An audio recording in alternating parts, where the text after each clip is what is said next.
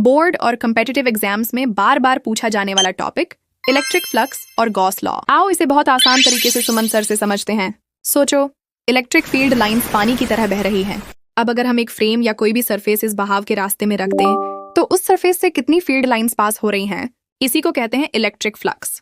अगर सरफेस सीधा है तो ज्यादा लाइंस पास होंगी, मतलब फ्लक्स ज्यादा, और अगर तिरछा है तो कम लाइंस पास होंगी, मतलब फ्लक्स कम।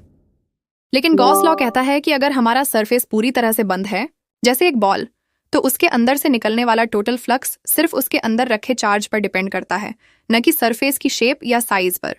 यही है गॉस लॉ का जादू। इसे और डिटेल में समझने के लिए हमारे चैनल को सब्सक्राइब करें और पूरा वीडियो देखें। ठीक है, इतना हो गया ना। अगर इन दोनों को इक्वल कर दे, दोनों तो फ्लक्स ही है ना, हम दोनों को इक्वल कर सकते हैं।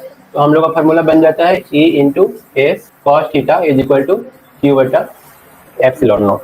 या फिर इसको अगर हम लोग इन डिफरेंशियल फॉर्म में लिखें तो E dot d s is equal to q by epsilon nought. ठीक है, डी एस का वही इंटीग्रेशन करते हैं तो एस मिलता है और डॉट तो रहेगा ही, है ना। तो ये हम लोग का एक फार्मूला बन गया।